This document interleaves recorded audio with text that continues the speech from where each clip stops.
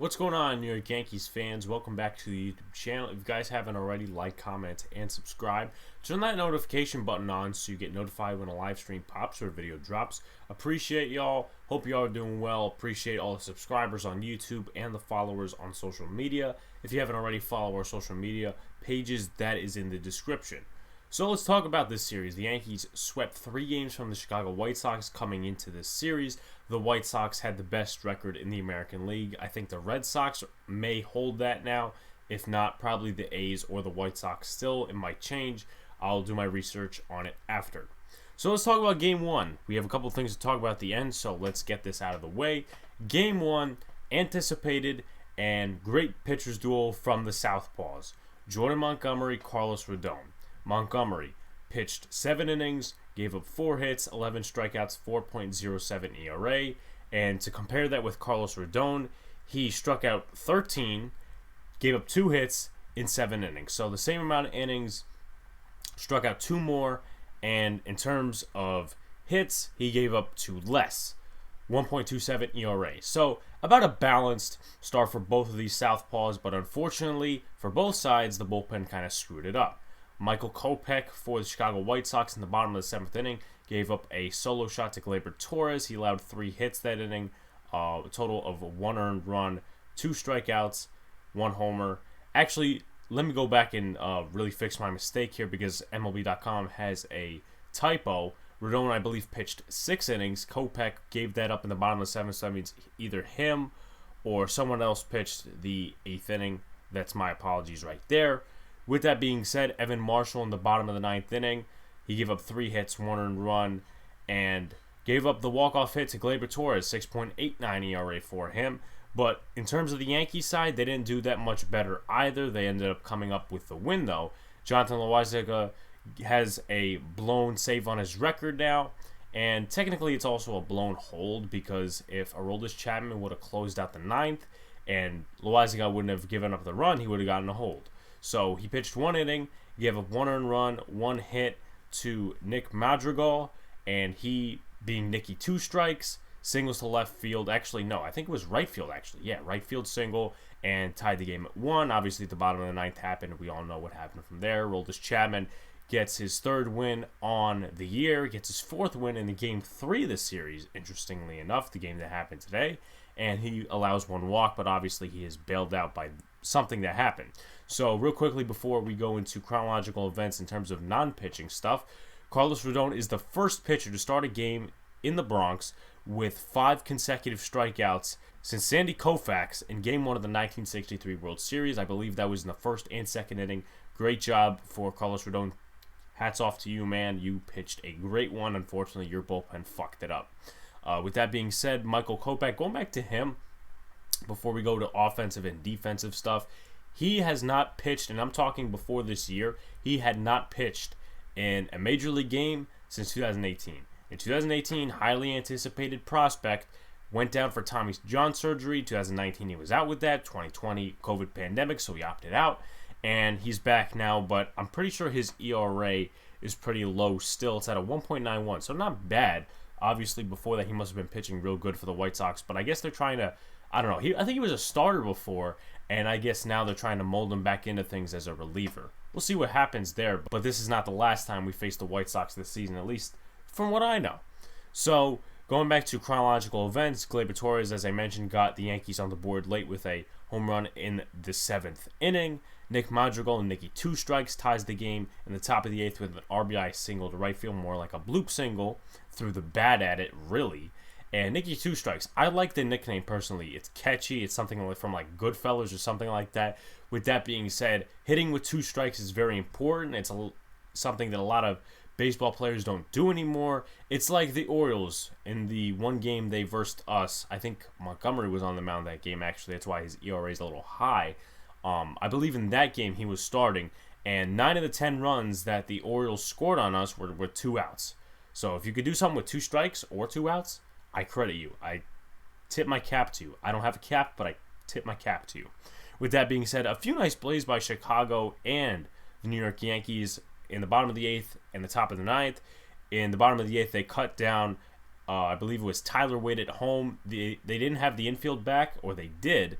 one or the other, but they cut down the runner at home. It was like near second base. Anderson just chucked it home and got weighed out. And then the next player, the next batter, hit a line drive to the third baseman. I believe it was Yon Makana, and he threw Gardner out at second because Gardner was frozen in between the baseline. What happened was he was out. Now, obviously, the Yankees went up them in the top of the ninth inning, and what happened was that they turned a triple play. Urshela to Odor to, I believe it was Mike Ford. If it wasn't Mike Ford, it was Luke Voigt. I apologize there.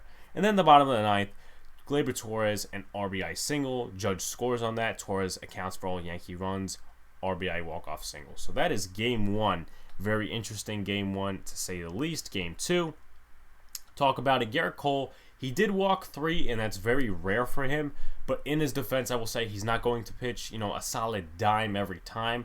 With that being said, he pitched a shutout, at least for 7 innings, until, basically the end of the game, where Wilson and Sessa combined for the shutout towards the end. But Gerrit Cole pitched 7 shutout innings, didn't give up a run. Now, it's not the 12 strikeout Gerrit Cole that most people know, but at the same time, it's a solid start. If he walks 3 and doesn't give up any runs, I don't have a problem with that. 7 innings pitched, 4 hits, 3 walks, 7 strikeouts, 1.81 ERA. Justin Wilson and Luis Sessa combined for 3 strikeouts and 1 hit over the next 2 innings, and the Yankees closed it out from there. And let's go down to the notes. I honestly thought this was going to be more of a pitcher's duel. Obviously, Gerrit Cole exhibited that. Dylan Cease in the first couple innings looked good, but it started going down. The Yankees rallied in the bottom of the 4th. Rugen Odor RBI double, Gleyber Torres RBI single, and they found ways to go around Todd Tichenor's very wide strike zone. It was inconsistent and was wide, but you can't blame the umpire for everything. Hence, the Yankees scored. Very good offense that day as well.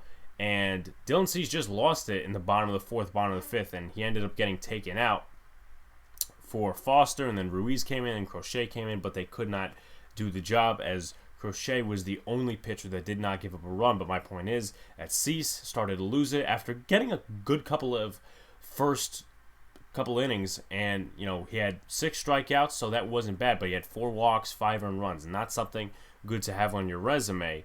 And to quickly remark that, obviously the Gleyber Torres RBI single, the Odor RBI double, it just got over Lurie Garcia's head. Also, Gleyber Torres singled in the bottom of the 5th. Actually, going back to the 4th inning, he doubled, and that was an RBI double that got the Yankees on the board. 2 runs scored on that one. But going to the bottom of the 5th inning, Gleyber Torres struck again against Dylan Cease with an RBI single. Luke Voigt scored on that. Also, Brett Gardner scored, so that was 4 RBIs, I believe, right? 4 RBIs.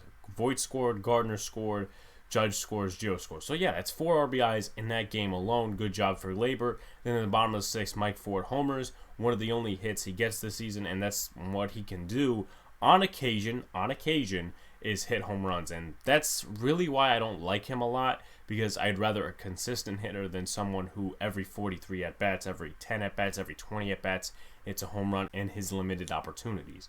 And Miguel Andujar doubled on a sharp line drive to center in the bottom of the 7th, making it 7-0. And from there, the Yankees pretty much took the game.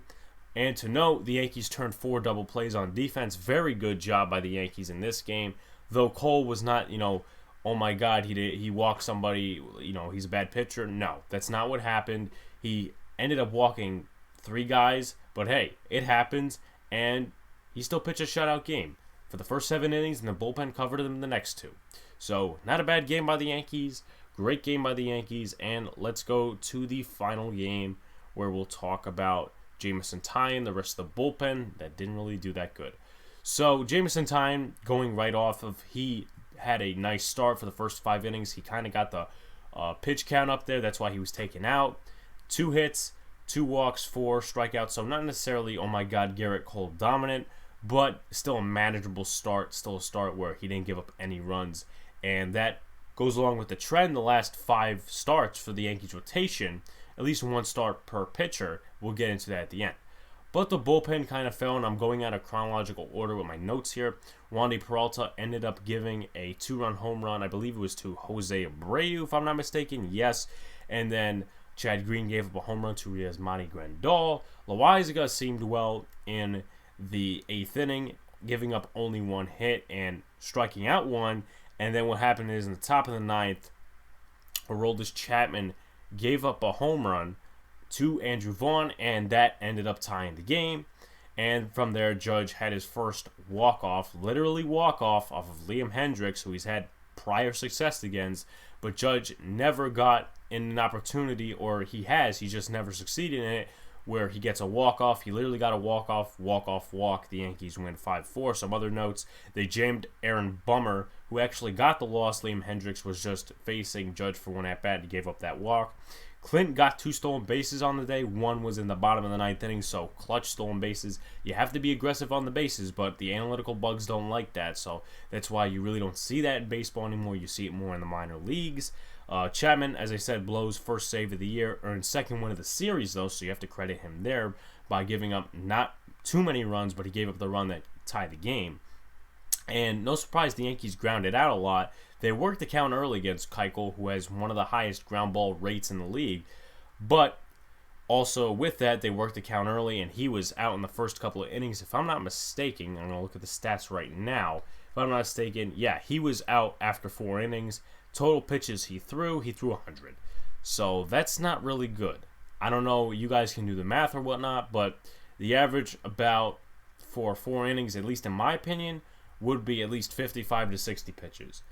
But obviously he went over that. The Yankees worked the count, and that's something they should honestly do in terms of approach for the rest of the season, is work the count against pitchers. Now, obviously there'll be times where you can't, but I think that's up to Marcus Timms to install, not me, because I am not a hitting coach. I'm just a baseball player in high school. So with that being said, let's talk about that trend real quickly before we close out the video. Shoutouts to John Boy Media, Talking Yanks, for putting up this graphic. I don't mean to copyright or anything, but this is something to honestly be impressed about if you're a Yankee fan. Starting rotation, no runs across the last 5 starts for these guys, last 1 start for each. Corey Kluber, obviously we know what happened in the no-hitting game against the Texas Rangers. 9 innings pitched, 9 strikeouts, 1 walk, 101 pitches. Domingo Germán, who shut them down the next game in a day game, 7 innings pitched, 6 hits, 5 strikeouts, 87 pitches. Jordan Montgomery, the opener against Carlos Rodon for the White Sox series, 7 innings pitched, no runs, 4 hits, 11 strikeouts, 90 pitches. Garrett Cole, obviously that happened yesterday, 7 innings pitched, 4 hits, 7 strikeouts, 3 walks, 95 pitches, not bad. And then Jameson Taillon today, 5 innings pitched, 2 hits, 4 strikeouts, 2 walks, 80 pitches. So hopefully the bullpen shores up for the rest of the coming series and the rest of the year. I mean, they'll have spurts, but my point is that they didn't do that great this series. That was kind of the weak point. The offense, obviously, when you face Rodon, that's a tough matchup. When you face Keuchel, that's a tough matchup. You know, not necessarily in terms of offense, but in terms of grounding the ball, because he has one of the biggest ground ball percentages in the league. I mean, you can't go against that, and it's very hard to go against that. But my point is that the offense did well this series, the starting pitching did well this series, and even before the series, the last 2 games in Texas, and then, you know, the bullpen unfortunately was the weakness. But with that being said, guys, if you have not already, like, comment, and subscribe. Turn on the notification button so you get notified when a live stream pops or a video drops. This will probably be my last video of the day. Guys, tomorrow night, Boys in the Big Apple podcast, 8:10 p.m. Sean and Luca return. We'll do record predictions for the teams that we didn't do last Monday. We'll talk about the Yankees sweeping against the Chicago White Sox. Sean is actually going to go on a late rant about the Yerman Mercedes thing, even though it's almost a week old. And we're also going to talk about the Knicks. We'll talk about a multitude of topics just to get you guys in the conversation. We always enjoy the viewers, the call-ins, whatever. So peace out, guys. See you later, and stay cool.